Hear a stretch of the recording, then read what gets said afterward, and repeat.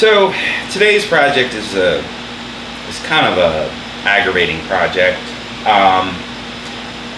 I had some trees removed this summer, or actually I had some trees removed this winter. We had a real rough winter here in Philadelphia, and I had to have some trees removed. In the process of removing the trees, there was a little bit of an accident involving the crane and what have you. Nobody got hurt, which is fine. But what did get hurt was my lynx gas grill.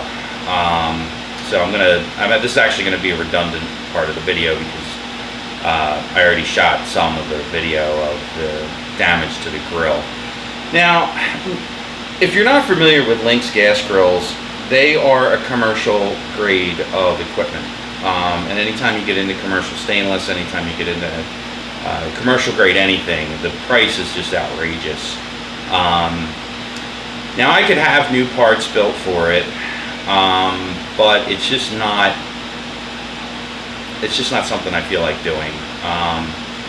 I am a body man. I did spend a lot of years straightening metal. I mean, in all reality, if I had a brake, I could probably make the stuff. I don't have a brake big enough or strong enough to bend stainless of this caliber, of this thickness. So I'm going to straighten it, and I'm going to straighten it as well as I can and push it back into service because, I mean, theoretically the grill is dead to me. There's nothing more I can do with it. This isn't the first rodeo with this grill and being damaged. I shouldn't say I'll never buy another Lynx, because the grill itself is fantastic. It's everything that you would come to expect from a high-end custom piece of equipment or, commercial grade equipment. It's just that for whatever reason this particular grill is cursed. It's cursed. I don't like to say that. I don't believe in spooks or specters or bad karma or anything, but for whatever reason this grill has, over the years, it fell off my mother's porch. It fell off the truck when I brought it home. It blew up in my face one day. The igniters are bad. They actually upgraded the igniter system. Now, there's nothing wrong with Lynx. Every time I've called and asked for repair parts, I've gotten them in great, they were covered under warranty. They even covered the igniter, the tick igniter thing. The grates are beautiful. I should do a whole video on the grill itself because it's really nice, with the exception of the giant dents that are in it now. I don't ever use the rotisserie anyway, so yeah, it's just the whole thing is irritating to me. So I'm going to bring that in. I was going to clean it. I still might clean it. I haven't decided to at least hit it with some Scotch-Brite to knock the char off of it. And I'm going to bring it in here and we're going to beat the shit out of it until it straightens itself out enough to open and close and work the way it's supposed to. Now, I gotta get my earplugs out. That's why Tiki's not here today. I don't want to subject the dog to the probably hours and hours and hours of pounding that's going to be taking place. Or it might only be 5 minutes. I don't know. I'm disgusted by the whole thing. My personal opinion is if I can get the grill, the lid straightened out enough to open and close, then it's a battle scar, and I'm just going to go with it. But the season is upon me, and I can't drag my feet anymore. Lynx wants $1,600 for the repair parts that I ordered. I ordered them and then I canceled the order because it's $1,600 for the parts. You know what? Fuck it, it ain't worth it. I could buy, for $1,600, I could go buy a Holland or another high-grade machine, not a big box store grill, but I could buy another grill for that price. Lynx is up there, probably one of the most expensive gas grills you could buy. So, there we go. Let's start beating. Oh, the upside is I'll get to use my new tool posts, I think.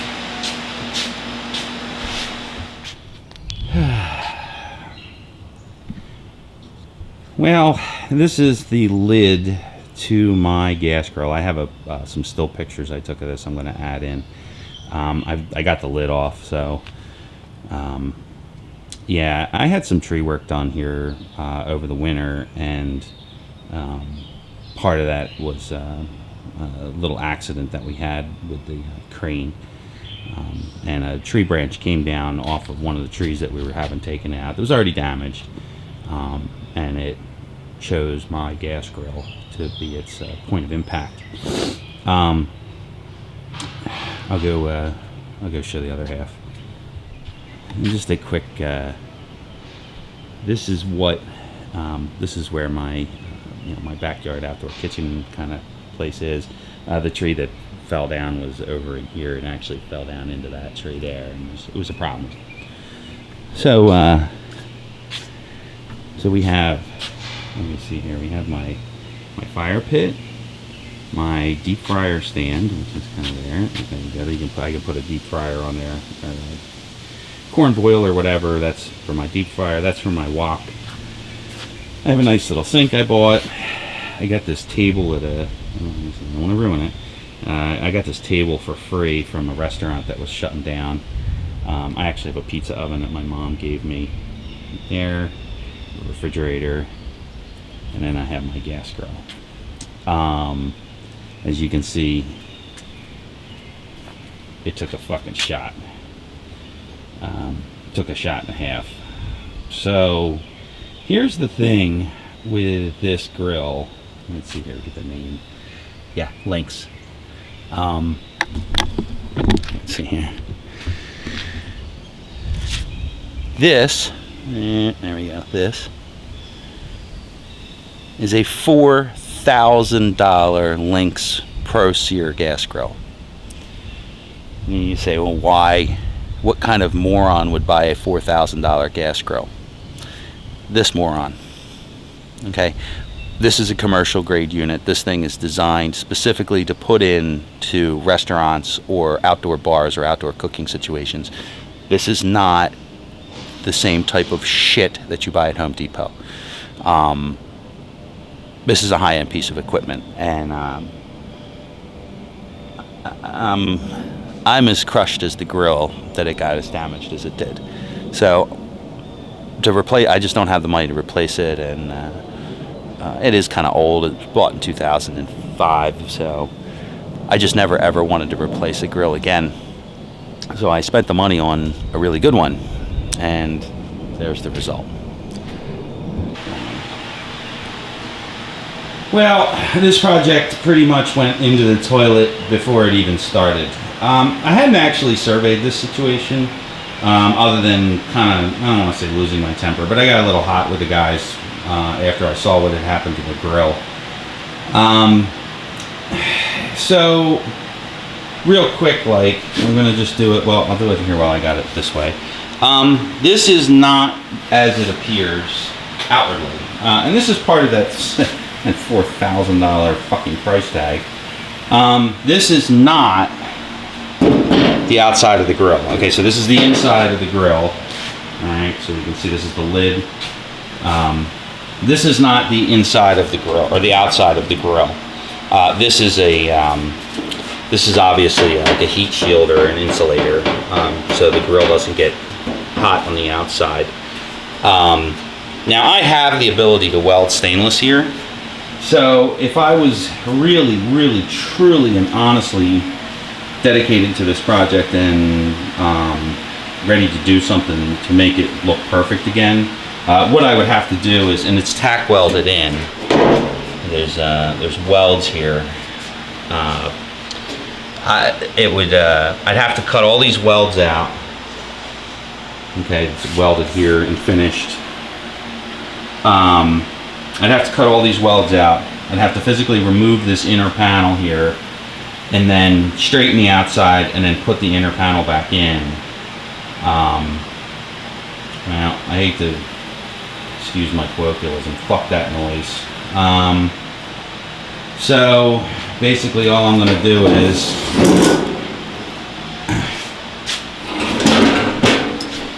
this corner here is bent really bad. I'm going to have to But this isn't insulated, so I'm good that way. So I can just beat this around. I can grab it with a big pair of channel locks and bend it straight again. But this is the real damage here on the outside. It shows up really nice under the light. But it's just not, I'm just so insanely frustrated by it. Now I know why this particular piece, was $600 from Lynx. I was going to buy a new one, but once I saw what the inside looked like, I was like, I don't think it's worth it. I guess I could turn it into my homeowners, and I could have been a jerk and made the tree guys turn it into their insurance company, which is really what I was pressing for, so they would get paid for the job, and then I would get paid for my gas grill. But all right, so that's it. I'm just going to flip it over and feed it senseless until I can get this back edge straight enough to open.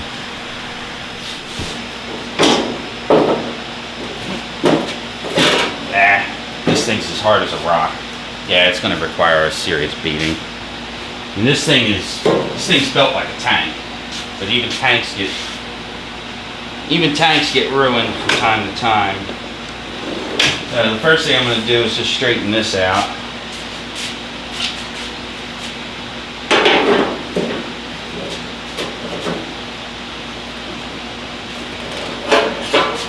Like I said, this is purely straightening out enough to make it serviceable again. This bushing here is going to have to be cut loose, and I'm going to have to figure out how to get that screw out of there. And you know, before you comment, why did you spend that money on the grill? I like nice things. I mean, doesn't everybody like nice things? You know, and I like nice things, and I don't like buying things 2 or 3 times. I've had probably over my lifespan of a short 46 years, I've probably owned 6 to 8 gas grills up until I bought this one, with the intention of never having to buy another one again. All the other ones all rotted apart, and you couldn't get pieces or parts for them. Anytime I ordered a part for this thing, I called it up. I talked to a guy named, I think his name was Rivera or whatever, out in California, and he hooked me right up. So I'm going to throw this sandbag in here just to keep it from rattling around too much. I mean, it's already pretty heavy, but I'm going to spin this around maybe. And about a hair of my chinny chin chin. That hunk of 5/4 board will fit. The bummer is what it's going to do is damage this backside. You know, this is just quite frankly, this is a ridiculous project. The more I look at it, the more infuriated I get.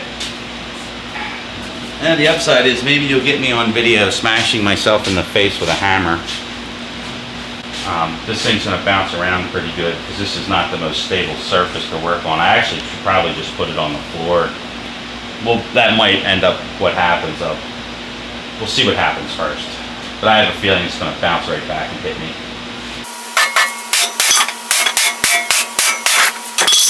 Yeah.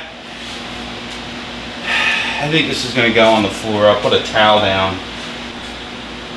Now the other setup didn't work too great. I didn't think it would. My hopes were pretty low. So I just threw a towel here. I threw a tiki towel here on the floor, and got my you're a queer, you're a sissy knee pad out here to kneel on. You know, whenever you're straightening anything really, really big, sometimes, you know, it doesn't hurt to just bite the bullet and just straighten it out, rough it out on the floor. Because I can't access the actual, inside of this thing to straighten the outside of it because of this insulating barrier. Anything I do is basically just a waste of time, short of, you know, just beating the shit out of it to make myself feel better. I can get my ear plugs again.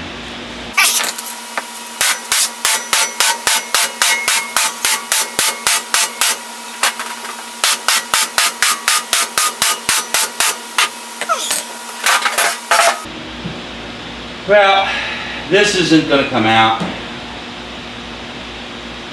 I mean, it's fucking trashed.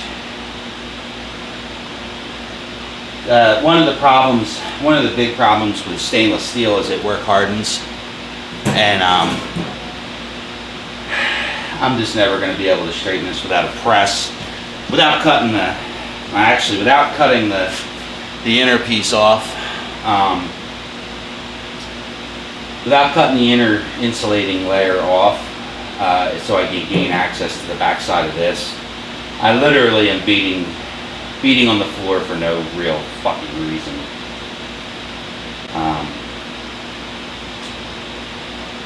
Yeah, this really infuriates the shit out of me. The more I hit it, the more angry I get.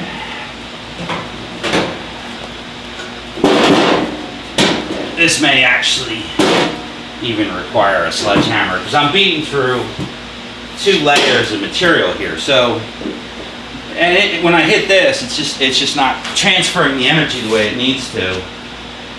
So when I nod my head, you hit it. It's basically what's going to happen here. I don't really want to use a sledgehammer, but a sledgehammer and a trusty block of wood I think are going to be the...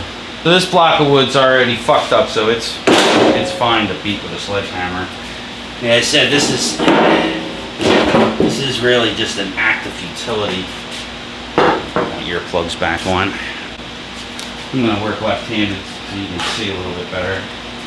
Yeah, you can see it's just worthless. Yeah, I was afraid of that happening too. This inner insulating layer just blew off. Which, I mean, I guess now I gotta get it reattached somehow. Let's see what the front looks like. Yeah, it actually came out a little bit. I mean, for the love of God, I just pounded on it with a sledgehammer.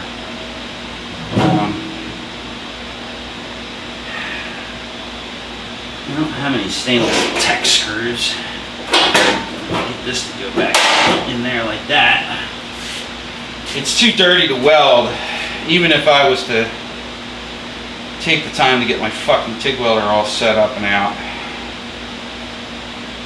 I think we're done. Straighten this corner out a little bit more, get this bolt out of there. Figure out how to get that to go back in.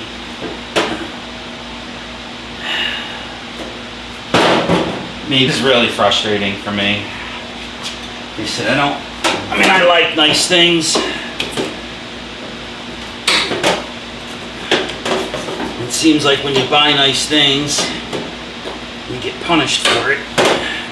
That's basically what's going on with this.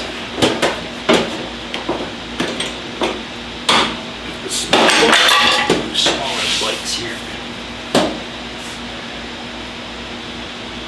I guess maybe I can pound that corner, and I need to, it's all stretched out.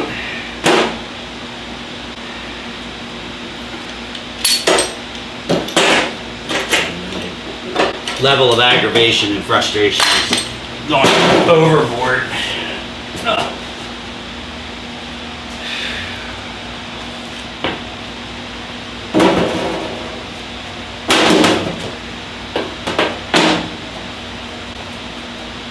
I said I should have pressed the issue more.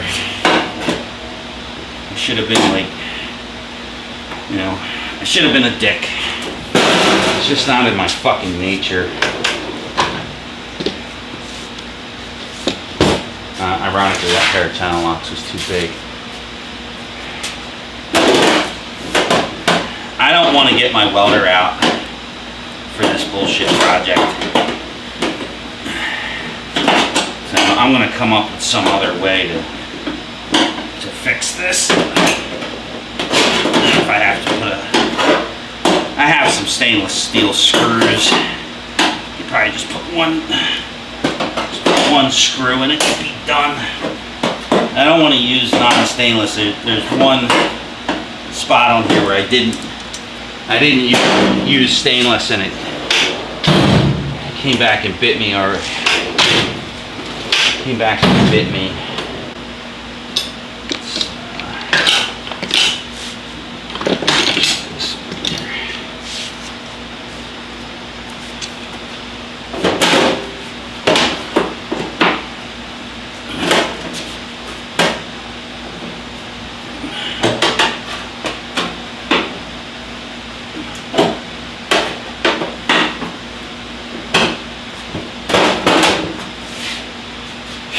Actually, I'm going to cut that screw off of there, get that bushing out, and I'm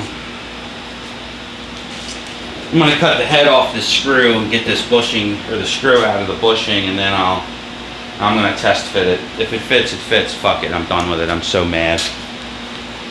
I'm so mad.